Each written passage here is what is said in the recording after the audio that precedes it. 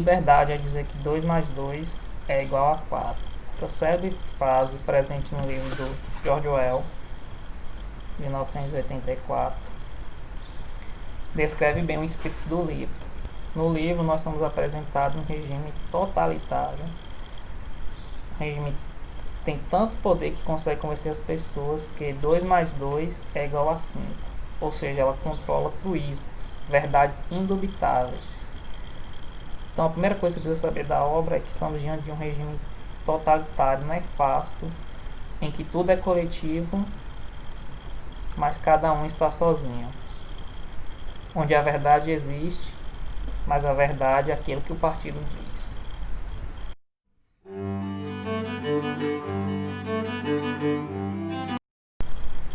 Mesmo nesse regime totalitário nefasto, Winston, o protagonista do livro, acumula revoltas contra o partido. E esse sentimento de revolta é catalisado pelo seu relacionamento com a rebelde Julia.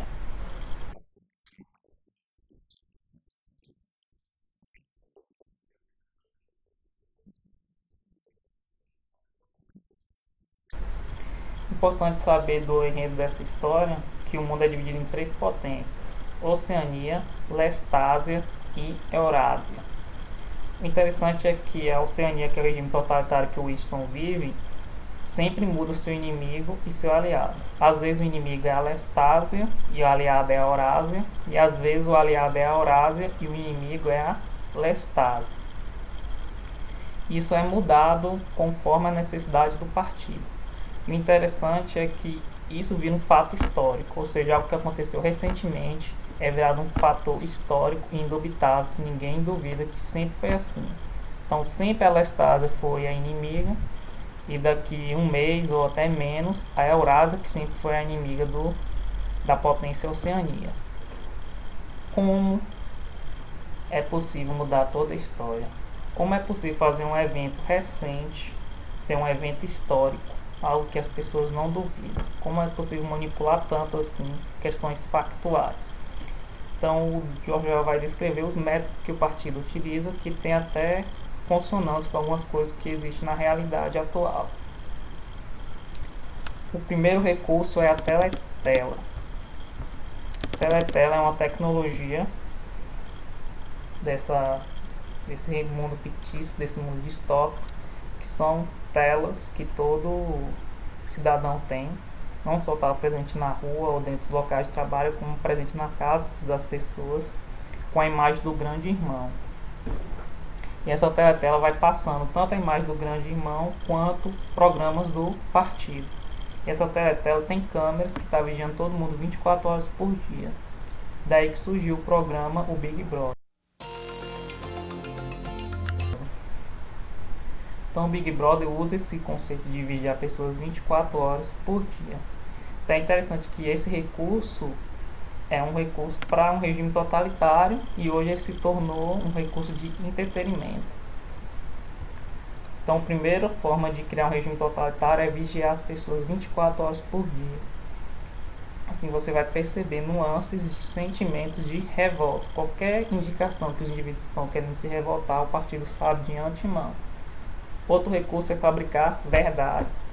O Winston ele trabalha num departamento que é chamado de Ministério da Verdade, cujo objetivo é mentir, falsear a realidade, fabricar notícias, ou seja, produzir fake news. Das fake news em um processo eleitoral.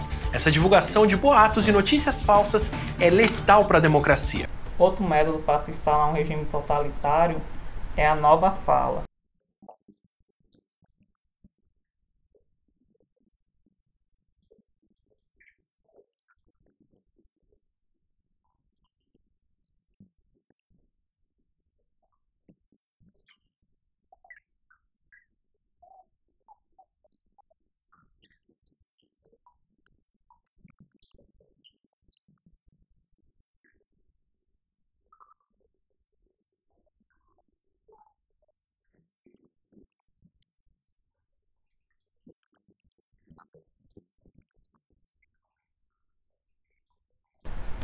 O propósito da nova fala é dois: reduzir o vocabulário, esse é o primeiro,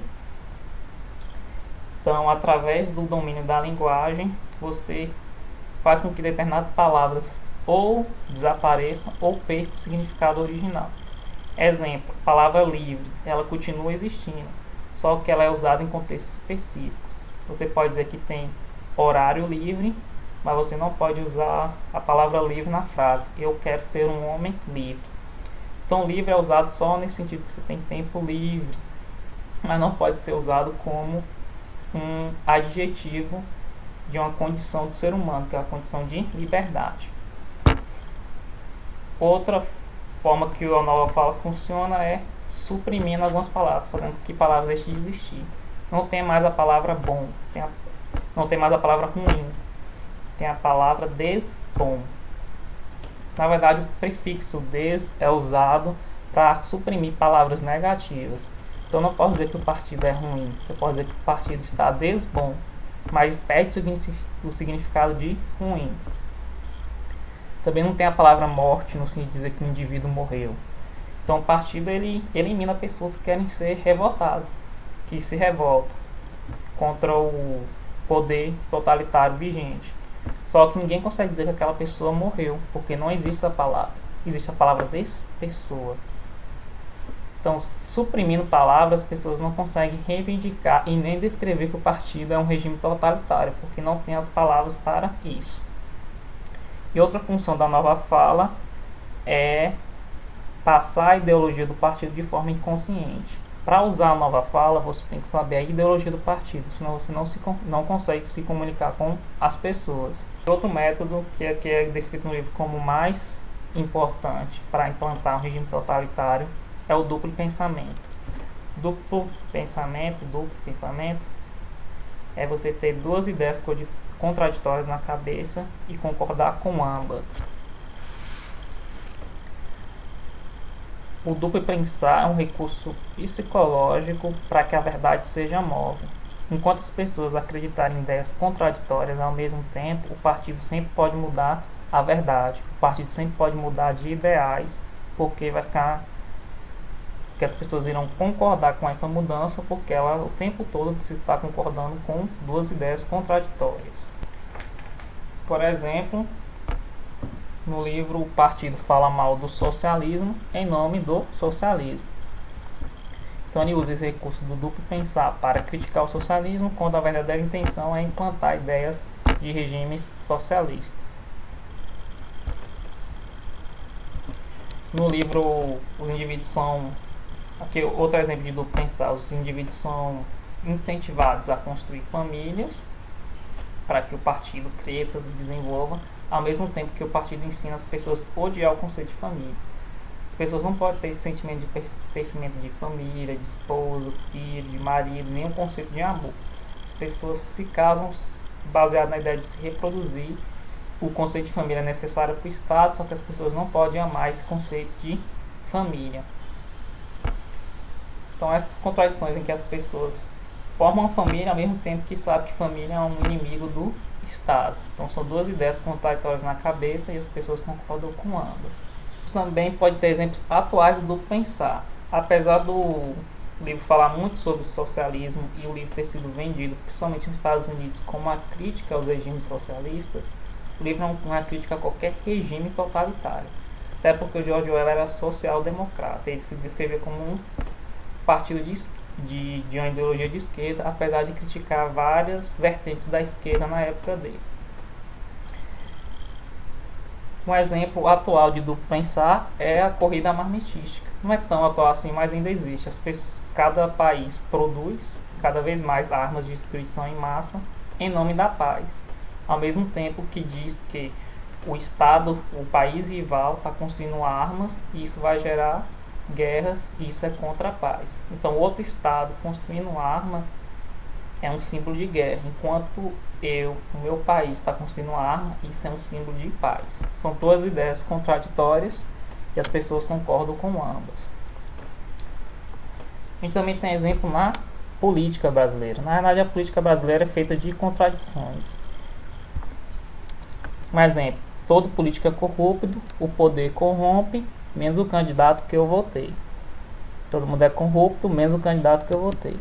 Para diminuir o poder do Estado, eu vou participar do poder estatal e aumentar esse poder para depois diminuir. Duas ideias contraditórias e as pessoas concordam com ambas. Eu sou de esquerda e represento o povo, entretanto o povo é conservador. Eu sou de direita e represento a maioria do povo brasileiro, entretanto o povo é manipulado pela mídia progressista. Meu candidato vai revolucionar a política, só que ele também tem que dialogar com a velha política. A política é a arte do possível, mas não dá para fazer tudo que foi prometido em campanha, mas meu candidato vai fazer diferente. E uma bem recente, de uma figura atual na política que é cheia de contradições, não há prova que esse medicamento funciona, mas também não há prova que ele não funciona. A mensagem que fica eu acho que uma das principais mensagens que fica no livro é ter cuidado com contradições.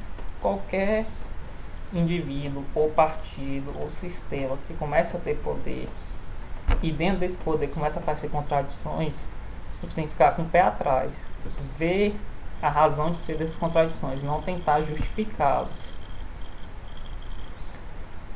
Concluindo, quando você termina a leitura do livro, você sente que todo o livro demonstra como o regime totalitário pode desumanizar as pessoas, torná-las vazias e preencher com ódio.